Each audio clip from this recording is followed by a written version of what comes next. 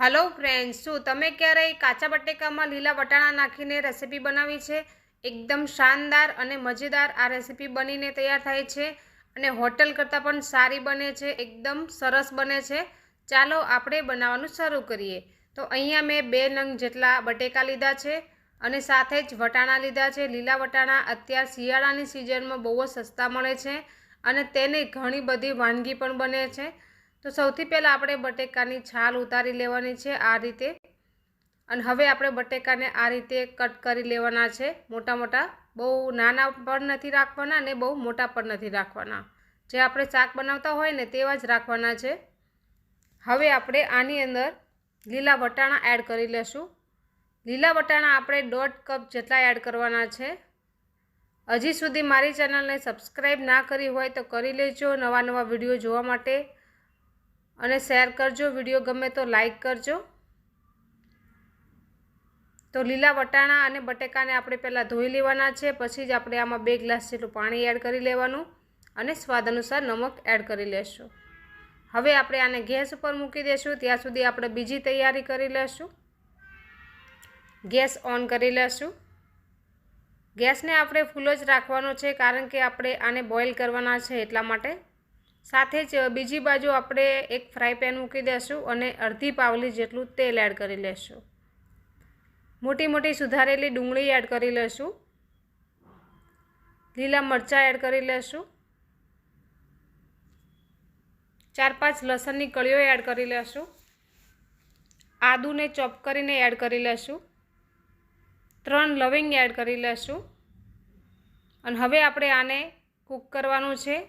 2 થી 3 मिनिट सुधी आपणे आने कूक करी लेशुं। हलको कलर चेन्ज थाय पछी आपणे तेमां टमेटा एड करशुं। बाजुमां बटेका अने वटाणा पण बॉइल थई रह्या छे अने साइडमां आपणे आनी एक सरस एवी ग्रेवी तैयार करवानी छे। हवे आपणे टमेटा एड करी लेशुं। टमेटाने पण सरस रीते आपणे आ रीते कूक करी लेवाना छे। टमेटा डूंगळीनो सरस एवो कलर बदलाई जाए त्यां सुधी आपणे आ रीते चलावतुं रहेवानुं छे। तमे जोई शको छो के कलर चेन्ज थई गयो छे। हवे आपणे नीचे उतारी लेशुं। आने आपणे ठंडू करी लेवानुं छे, એટલા માટે આપણે ડીશમાં કાઢી લેશું। तो अहींया मैं ડીશમાં કાઢી લીધું છે।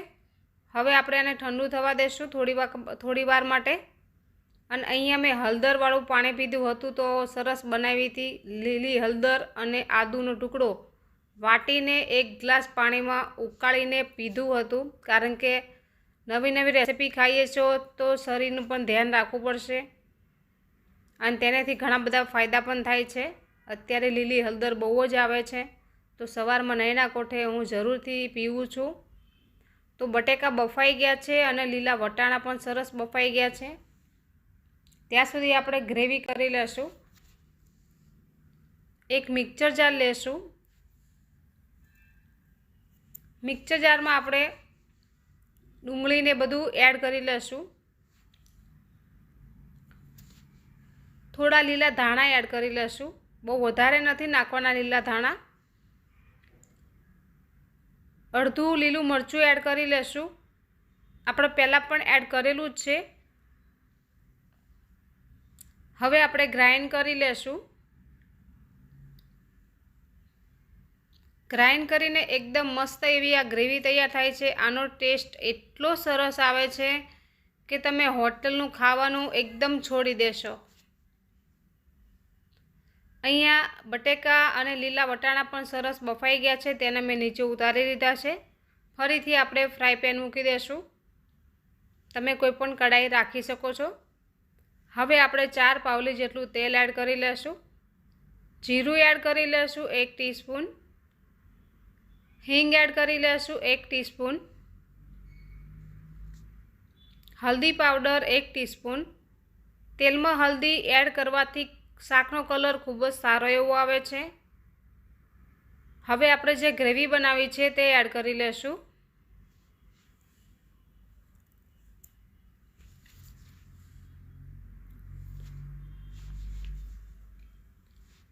તો ગ્રેવી મેં એડ કરી લીધી છે. હવે આપણે મિક્સ કરી લેશું તેલ જોડે. આ રીતે આપણે ચલાવી લેવાનું છે.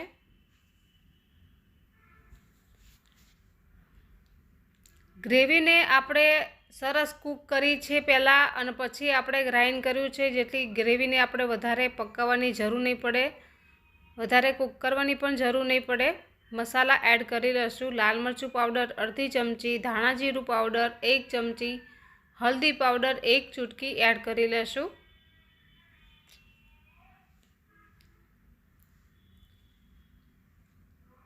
બરાબર મિક્સ કરી લેશું. હવે આપણે આમાં થોડું પાણી એડ કરશું. તો મિક્સર જારમાં આપણી ગ્રેવી ચોટી હોય ને એટલા માટે મિક્સર જારમાં થોડું પાણી નાખીને ચલાવીને આપણે આના અંદર એડ કરી લેવાનું છે. ફરીથી મિક્સ કરી લેશું. આ રીતે એકવાર તમે જો બનાવી લીધું ને તો તમે વારંવાર બનાવશો, એટલું મસ્ત બને છે.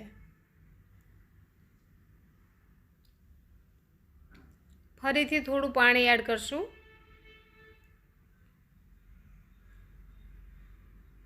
બરાબર મિક્સ કરી લેશું. મારી ચેનલ ઉપર જો તમે નવા હોય ને તો ચેનલને સબસ્ક્રાઈબ કરજો અને વિડીયોને લાઈક કરજો અને વિડીયો ક્યાંથી જુઓ છો તે પણ કમેન્ટમાં જણાવજો. ગરમ મસાલો 1 ટીસ્પૂન, દાલચીની મસાલો 1 ટીસ્પૂન એડ કરી લેશું. દાલચીનીનો પાવડર છે તેનો મેં પાવડર કરી લીધો હતો અને એ આપણે 1 ચૂટકી નાખવાનો છે, જેથી શાકનો ટેસ્ટ બહુ સરસ આવે છે અને દાલચીની આમેય હેલ્થ માટે સારી છે. સ્વાદ અનુસાર નમક એડ કરી લેશું. નમક આપણે અહીંયા ગ્રેવી પ્રમાણે એડ કરવાનું છે, બટેકામાં આપણે એડ કર્યું હતું એટલા માટે. બરાબર મિક્સ કરી લેશું. હવે ગ્રેવીને આપણે 5 મિનિટ કૂક થવા દેવાની છે. પછી આપણે આ રીતે બટેકા અને વટાણા બોઇલ કરેલા છે ને તે એડ કરી લેશું.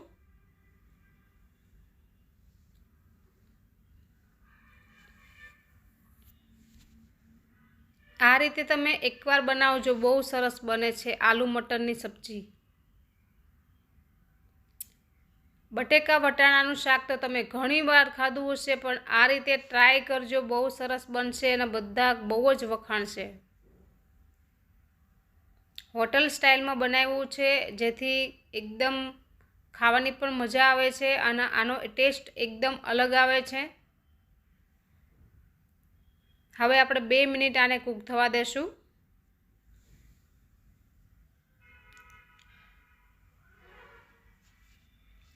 આપણું શાક બની ગયું છે. મેં તેલ બહુ ઓછું એડ કર્યું છે, કારણ કે તેલ અમે ઓછું ખાઈએ છીએ એટલા માટે.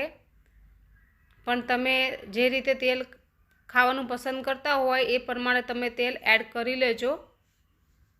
તો અહીંયા આપણા આલુ મટરની સબ્જી બનીને તૈયાર થઈ ગઈ છે. આ શાક બહુ જ સરસ એવું બન્યું છે ફ્રેન્ડ્સ. હું હંમેશા આ રીતે બનાવું છું ને તો બહુ મસ્ત એવું બને છે. લીલા વટાણાનું, આલુ મટર અથવા લીલા ચણાનું બહુ સરસ શાક આ રીતે બને છે. ચોક્કસથી બનાવજો.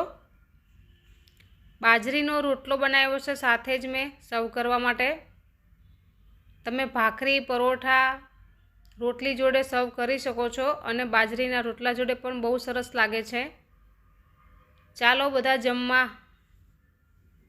બહુ મસ્ત એવું બન્યું છે ફ્રેન્ડ્સ, એકવાર ટ્રાય કરવા જેવું છે. વિડીયો ગમ્યો હોય તો લાઈક કરો, શેર કરો, સબસ્ક્રાઈબ ના કરી હોય તો કરી લેજો. નવા નવા વિડીયો જોવા માટે વિડીયો ક્યાંથી જુઓ છો તે પણ કમેન્ટમાં લખજો. આવજો બધાય.